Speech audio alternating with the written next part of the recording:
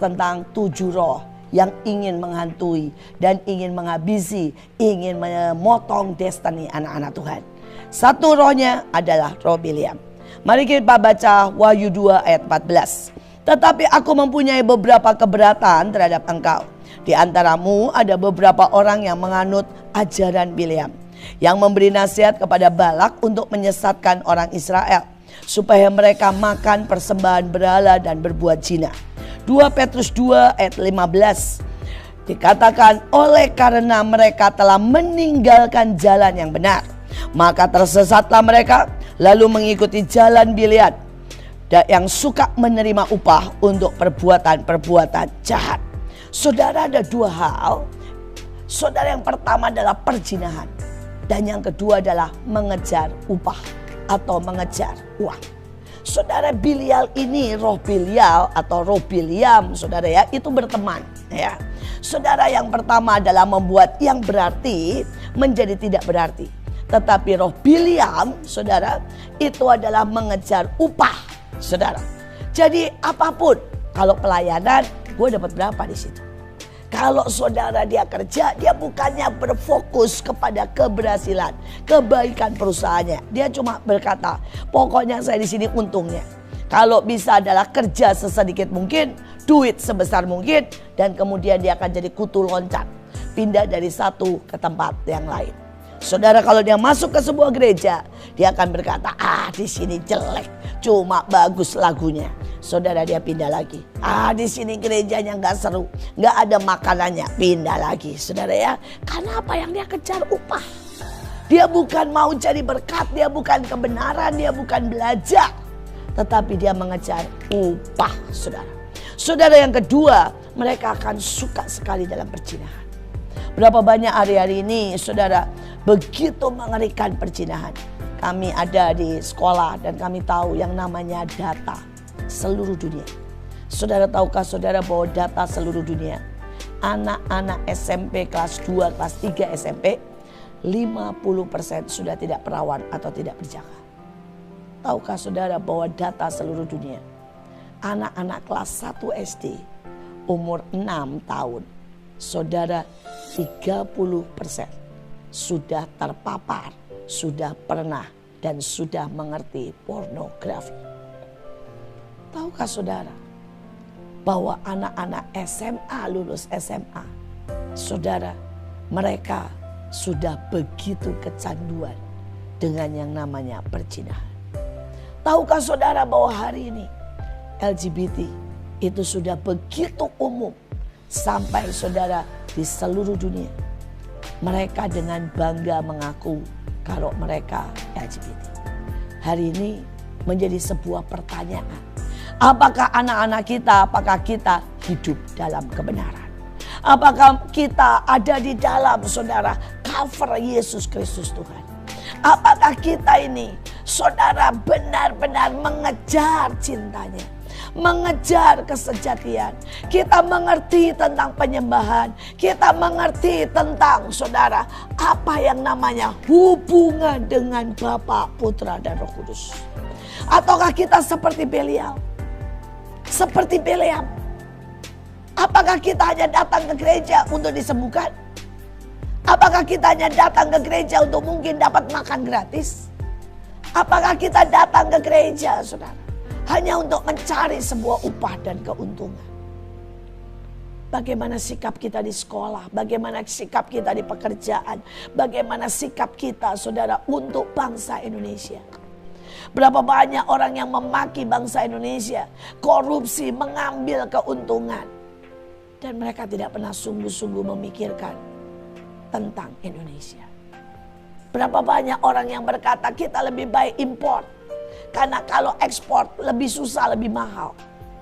Berapa banyak orang, saudara, yang bahkan tidak mau usaha untuk menolong rakyat miskin. Kita, saudara, adalah negara dengan pantai terpanjang di dunia. Bagaimana mungkin negara dengan pantai terpanjang di dunia masih import garam? Saudara, why? Karena terlalu malas. Kita adalah negara tersubur di dunia. Bagaimana negara tersubur di dunia? saudara masih impor beras. Kenapa? Karena rakyatnya, karena penduduknya rata-rata tidak ingin melakukan sesuatu buat bangsa, buat negara. Tapi hanya sekedar mengambil keuntungan. Dan ini adalah Biliam. Adalah sebuah roh yang membuat gereja, bangsa, negara, bahkan keluarga tidak bertumbuh.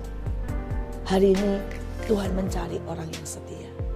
Hari ini Tuhan mencari orang-orang yang menyintai bangsa. Hari ini Tuhan mencari orang-orang yang mau dididik dengan keras. Orang yang mau bayar harganya. Hari ini Tuhan mencari sejati penyembah-penyembah. Mereka yang sungguh-sungguh mengerti artinya surga. Mereka yang sungguh menginginkan. Mereka yang beri yang namanya dedikasi. Yang namanya kerja keras. Yang namanya hidup mereka. Dan saya percaya Tuhan tidak pernah berhutang. Tuhan akan membawa kita naik. Tuhan akan menjadikan kita lebih daripada pemenang. Ada sebuah kesaksian. Saudara, ini kejadian sungguh di Cina. Ada seorang ibu yang melahirkan anak yang cacat. Saudara, dan semua orang sudah berkata, sudah menyerah saja. Biarkan anakmu yang cacat itu mati. Kamu tidak usah repot-repot. Bahkan pada waktu rumah sakit menolak untuk memberikan pengobatan gratis, maka ibu ini menjual rumahnya, menjual segala sesuatu untuk membiayai pengobatan anaknya. Saudara, pada waktu anak ini mulai bertumbuh dan anak ini dikatakan tidak bisa berjalan, ibu ini melatih anaknya setiap hari. Saudara, akhirnya anak ini bisa berjalan. Bahkan dia belikan alat-alat untuk mendengar, dengan saudara bantuan pendengaran anak ini bisa sekolah normal. Saudara, dan ibu ini melatih lagi. Untuk apa? Anak ini ikut kejuaraan lari. Saudara, dan anak ini mulai dilatih untuk ikut kejuaraan lari. Walaupun untuk para saudara ya, orang-orang cacat atau berkebutuhan khusus. Tapi pada waktu orang melihat, orang berkata, wow. Mereka melihat keseriusannya. Saudara, dan setiap kali ditanya, kenapa kamu melakukan ini? Kenapa kamu tidak membiarkan anakmu dan menyerah? Dan dia berkata, karena bagi mereka yang bersungguh-sungguh, saya percaya Tuhan memberkati. Tuhan memberi jalan. Tuhan mengupahi. Tuhan mengangkat. Saudara, dan ditanya anaknya, kenapa kamu mau latihan pagi-pagi, malam-malam, sampai jauh malam latihan lari? Anaknya bilang, karena saya punya mama yang tersenyum, mama yang mengasihiku, mama yang selalu percaya bahwa aku bukan kesalahan, tapi aku adalah berkat. Aku bukan kegagalan, tapi aku adalah keajaiban. Aku bukan sebuah musibah, tapi aku adalah sebuah mukjizat. Saudara, bayangkan anak yang cacat total. Dan bahkan dokter berkata dia tidak akan bisa belajar, tidak bisa mendengar, dia tidak akan bisa berjalan. Saudara, ada seorang ibu yang menyalurkan kasih tanpa mengharapkan upah. Dia melatih anaknya. Dan ada seorang anak yang percaya. Saudara, anak ini percaya bahwa hidupnya bukan kegagalan. Hidupnya bukan musibah. Hidupnya bukan kesalahan. Tapi ada rencana Tuhan di dalamnya. Saudara, dan anak ini lari sangat cepat, saudara. Dia juara dunia. Sampai hari ini dia juara dunia Olimpik para saudara orang-orang cacat. Dan sampai hari ini dia memegang rekor untuk lari.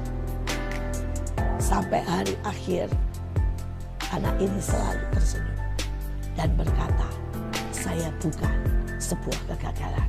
Saya sebuah mukjizat, wonder boy. Setiap kita mungkin ada tantangan tahun ini. Mungkin ada masalah. Mungkin ada halangan, ada keterbatasan. Tapi kalau kita bisa membuang roh Biliam. Roh Biliam. Saudara, ada dua roh yang selalu bersautan. Yang satu menyodorkan hal-hal yang tidak berharga. Yang satu membuat engkau memilih upah. Memilih cara gampang, memilih yang menguntungkan, dan tidak berani kerja keras, tidak berani berusaha, tidak berani menghadapi tantangan. Maka kita akan melihat kemenangan. Tahun ini adalah tahun berkat, tahun anugerah, tahun keajaiban.